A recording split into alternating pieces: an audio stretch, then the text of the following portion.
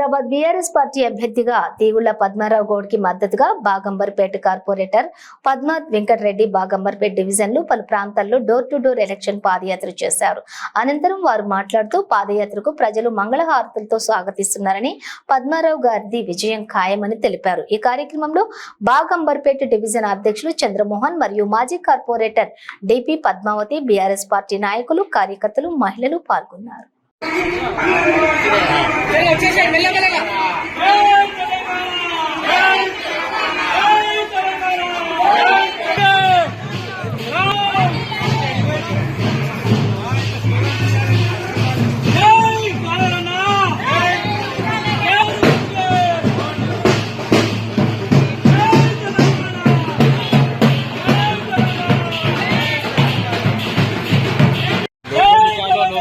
ఈరోజు MP candidate Padmarao గారి మద్దతుగా బాగంబర్పేట డివిజన్లోని వివిధ బస్తీలలో ప్రచారం నిర్వహిస్తున్నాము.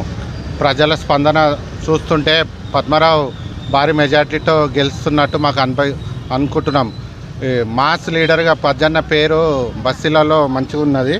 ఇదే స్ఫూర్తితో మేము 4 రోజులు ఇంకా స్పీడప్ చేసి ప్రచారం చేసి బాగంబర్పేటలో మేము మెజార్టీ ఇస్తామని కోరుకుంటున్నాం.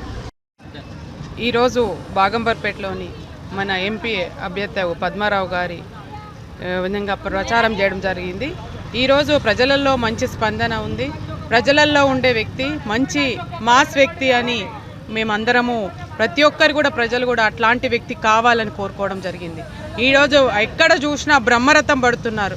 ఎలాగో అయితే మేము లాస్ట్ తప్పు పని చేశాము, కాంగ్రెస్ గవర్నమెంట్ తెచ్చుకొని ఈసారి తప్పకుండా కేసీఆర్ గవర్నమెంట్ వస్తుంది. వారి ఇచ్చిన పథకాలు మేము ఎన్నో అనుభవించాము. డబుల్ బెడ్రూమ్ కానివ్వండి, గృహలక్ష్మి కానివ్వండి, పెన్షన్స్ కానివ్వండి, రైతు బంధు కానివ్వండి, రైతు బీమా. ఈరోజు కాంగ్రెస్ ప్రభుత్వం చెప్తోంది 9 తారీఖు లోపల రైతు బీమా ఇస్తామంటున్నారు. ఇది ఎలక్షన్ కోడ్. ఎలక్షన్ కోడ్లో ఏ రైతు బీమా, రైతు బంధు ఎలా వేస్తారు? ఇదే విధంగా లాస్ట్ ఎలక్షన్స్లో మేము ఏదైతే ఆ ఎలక్షన్ కోడ్లో గృహలక్ష్మి ఇస్తాము అని చెప్పగానే అది ఆపిచ్చారు. అంటే ఎలక్షన్ కోడ్ టైంలో ఏ పథకాలు ఇవ్వద్దు అని.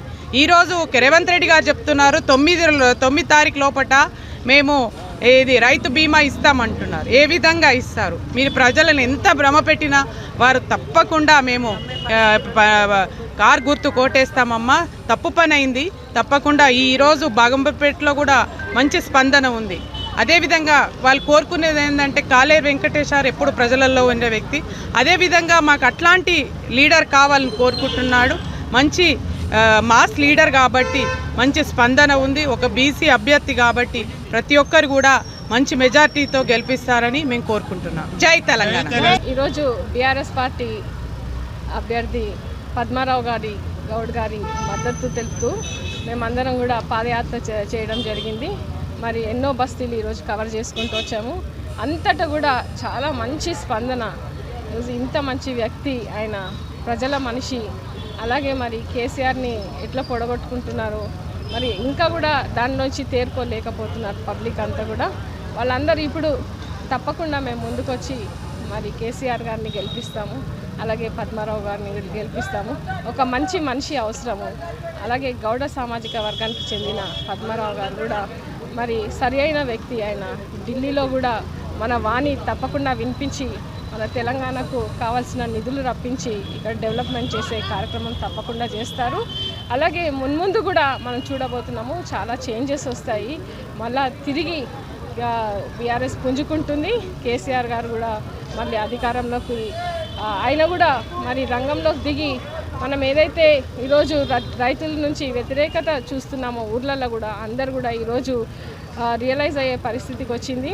ఎందుకంటే పంటలన్నీ కూడా ఎండిపోయి మరి రైతు రుణమాఫీ దొరకక, అలాగే రైతు బంధు కూడా ఎవరి ఖాతాలో పడకుండా ఎన్నో ఇబ్బందులు పడుతున్నారు. కాబట్టి మళ్ళీ ఒకసారి కేసీఆర్ గారిని గెలిపించాలి, అప్పుడే మనకు మనుగడ ఉంటుందనే ఆలోచనలో ఉన్నారు. కాబట్టి మేమందరం కూడా పద్మారావు గారికి సపోర్ట్ చేస్తూ ఆయన